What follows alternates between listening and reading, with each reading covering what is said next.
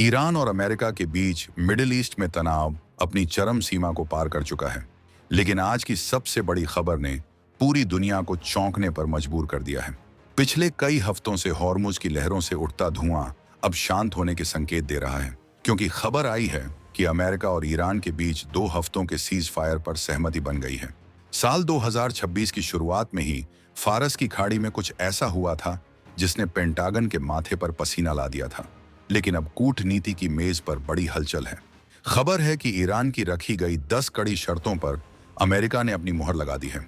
अगले 1-2 दिनों में दोनों देशों के बीच सीधी बातचीत होने वाली है, जिससे उन तेल टैंकरों की रिहाई का रास्ता साफ हो सकता है जो पिछले कई दिनों से हॉर्मुज स्ट्रेट में फंसे हुए थे।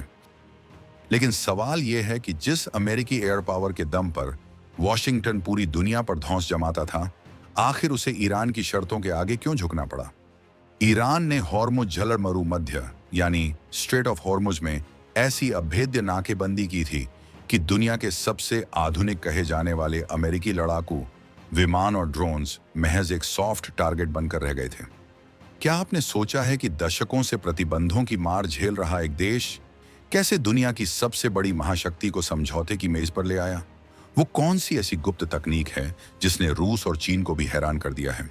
आज की ये रिपोर्ट आपको उस सच से रूबरू कराएगी जिसे मुख्य धारा का मीडिया अक्सर दबा देता है। हम बात करेंगे ईरान के उस एयर डिफेंस नेटवर्क की जो आज के समय में अभेद्य बन चुका है।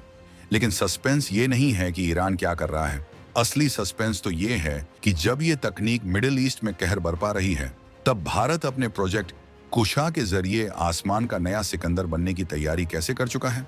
क्या भारत के पास भी वो ताकत है जो अमेरिका के स्टेल्थ विमानों को पलक झपकते ही भांप ले? ईरान और अमेरिका की ये जंग अब सिर्फ मिसाइलों की नहीं रह गई है, बल्कि ये इलेक्ट्रॉनिक वॉरफेयर और सेंसर फ्यूजन की ऐसी लड़ाई बन चुकी है जिसमें एक छोटी सी चूक का मतलब है पूरा विनाश।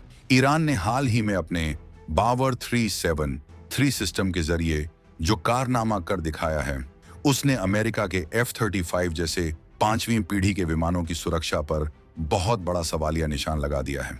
आखिर ईरान के पास ऐसी कौन सी जादुई छड़ी आ गई कि वो रातों रात एयर डिफेंस का बादशाह बन गया और अमेरिका को सीज फायर के लिए मजबूर कर दिया? ईरान की इस ताकत का सबसे बड़ा राज है उसकी रिवर्स इंजीनियरिंग की महारत। सालों पहले जब ईरान ने अमेरिका के सबसे गुप्त RQ-170 सेंटिनल ड्रोन को बिना एक गोली चलाए आसमान से नीचे उतार लिया था, तभी दुनिया को समझ जाना चाहिए था कि ये देश कुछ बहुत बड़ा प्लान कर रहा है। आज 2026 में ईरान के पास ऐसे रडार मौजूद हैं जो लो RCS यानी बहुत कम रडार सिग्नेचर वाले विमानों को भी 400 किलोमीटर दूर से ट्रैक कर लेते हैं।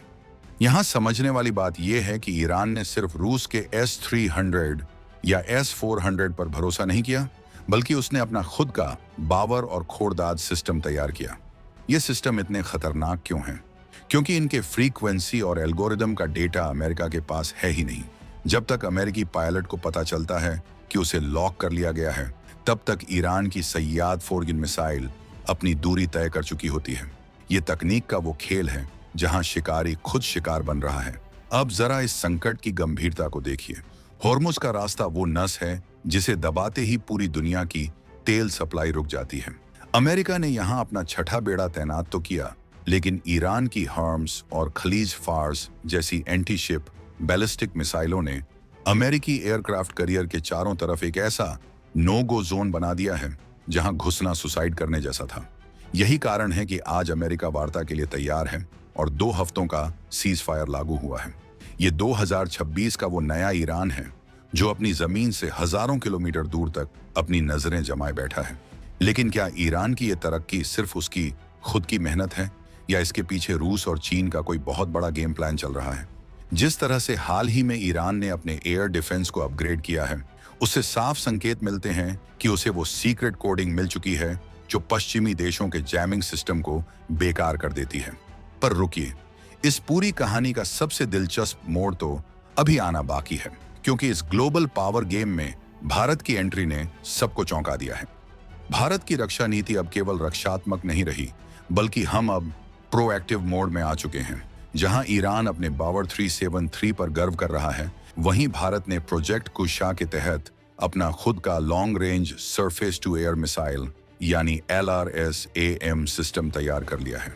ये भारत का अपना आयरन डोम है, जो ईरान की तकनीक से कहीं ज्यादा सटीक और भरोसेमंद माना जा रहा है।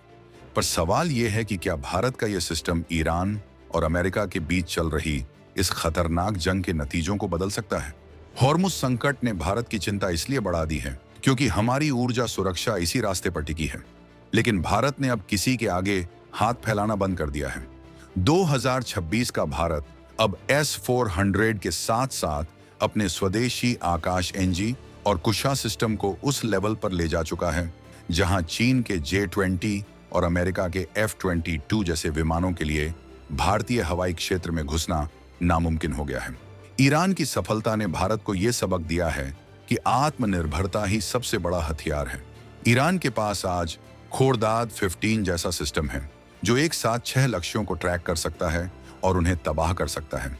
इसकी खास बात यह है कि यह केवल 5 मिनट के भीतर तैनात किया जा सकता है। सोचिए, एक मोबाइल लॉन्चर जो कहीं से भी प्रकट होता है, हमला करता है और गायब हो जाता है। अमेरिका इसी हिट एंड रन तकनीक से परेशान है, लेकिन भारत ने इसमें एक कदम और आगे बढ़ते हुए नेटवर्क सेंट्रिक वॉरफेयर को अपनाया है, जहां हमारे रडार जमीन से लेकर अंतरिक्ष तक एक दूसरे से जुड़े हुए हैं।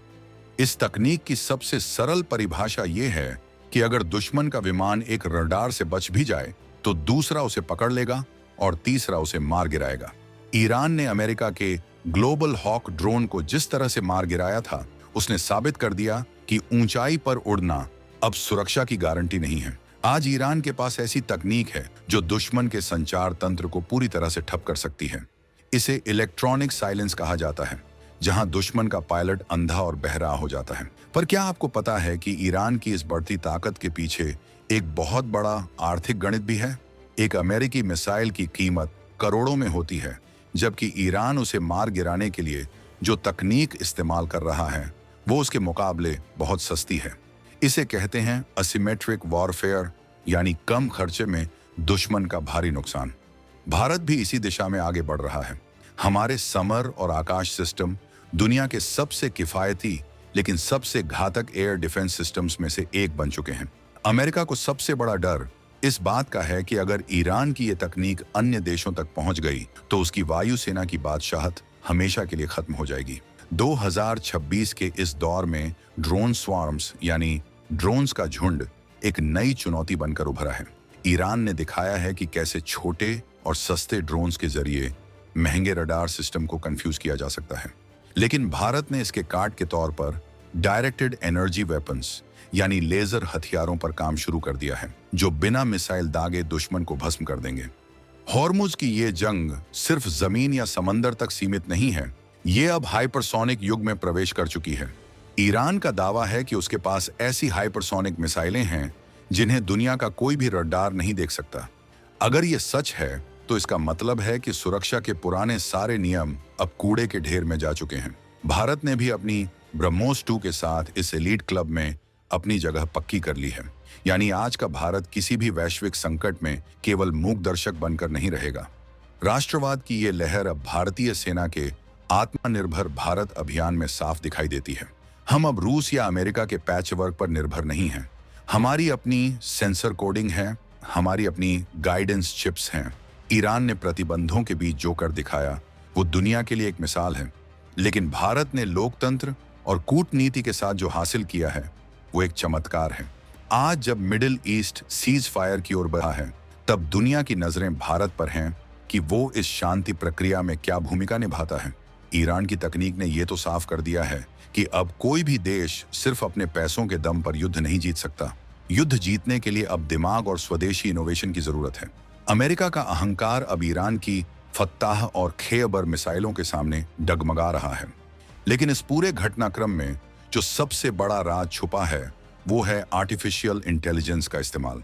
क्या ईरान ने अपने एयर डिफेंस में AI का ऐसा इस्तेमाल शुरू कर दिया है जो खुद ब खुद दुश्मन के विमान की पहचान कर उसे खत्म कर देता है? ये सवाल इसलिए अहम है क्योंकि अगर AI युद्ध के मैदान में पूरी तरह उतर गया तो फिर इंसानी दखल खत्म हो जाएगा।